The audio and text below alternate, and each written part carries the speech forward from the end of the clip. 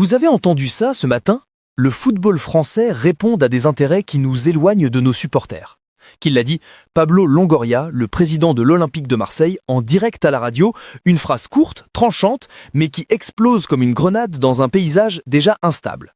Restez jusqu'à la fin, je vais vous montrer quelle force se cache derrière ces mots, quelles conséquences concrètes elles ont pour vous, et surtout ce que les supporters peuvent faire maintenant pour reprendre la main.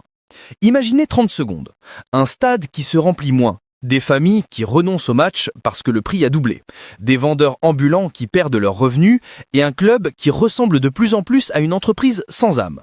Pablo prononce sa phrase, la radio gronde, les réseaux s'enflamment, c'est bref, mais c'est le signal d'une fracture entre ceux qui voient le foot comme un produit et ceux qui le vivent comme un héritage. Ce que vous allez entendre maintenant, ce n'est pas un résumé officiel, c'est le récit des coulisses, des tractations et des choix qui transforment vous dimanche. Pour comprendre pourquoi cette phrase est explosive, il faut revenir aux faits. Longoria n'est pas un dirigeant ordinaire. Il préside l'OM, un club qui porte une ville, des quartiers, une histoire et qui joue aujourd'hui sur des scènes européennes immenses.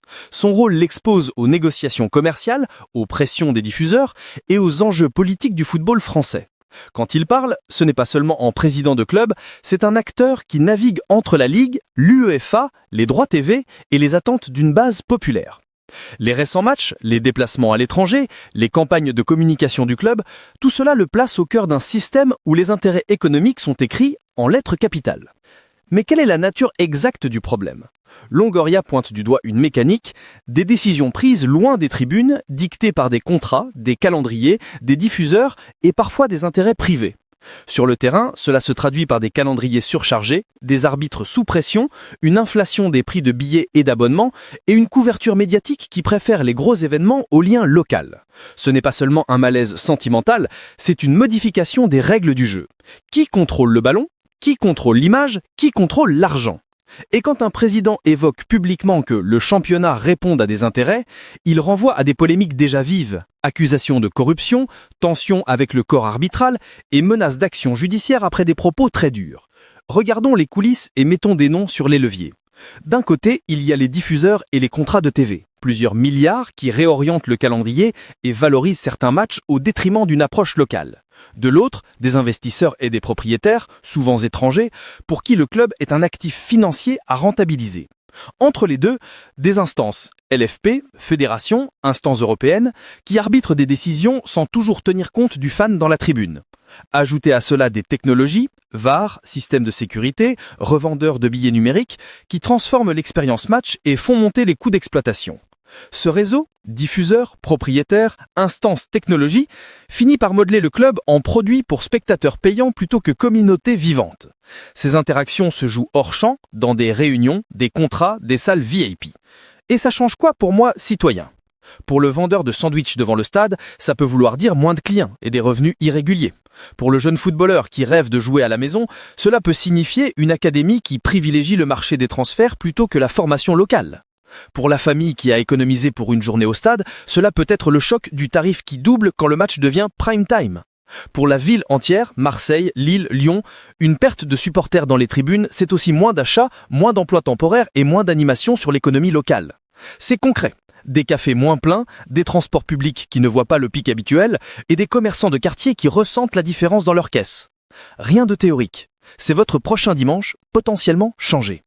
Ce que dit Longoria s'inscrit aussi dans un cycle de tensions déjà visible. Des propos virulents sur l'arbitrage, des critiques publiques du fonctionnement du championnat et des menaces d'action judiciaire après des propos très durs. Il y a quelques mois, le président a tenu des paroles très dures sur le niveau et la gestion du championnat, évoquant même la tentation d'autres compétitions si le système ne changeait pas. Ces tensions ont conduit à des réactions officieuses. Plaintes, convocations devant les commissions disciplinaires et une atmosphère de confrontation entre dirigeants et instances.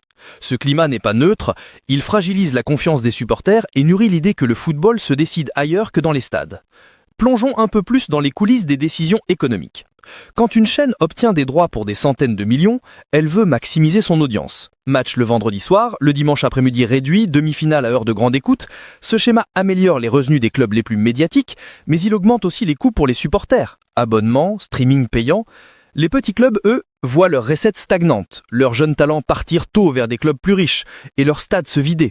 Les propriétaires, eux, regardent le bilan, pas la mosaïque humaine du COP. Voilà la mécanique. La captation de la valeur par ceux qui ont les contrats finit par éloigner la vie sociale qui faisait l'essence du football. Alors quelles sont les lignes de fracture entre générations ? Les générations plus âgées gardent le geste, la place achetée à l'ouverture des guichets, la rencontre du vendeur de programme, la communauté du chant. Les plus jeunes, eux, consomment d'une autre manière. Clips courts, highlights, abonnements numériques, fantasy football.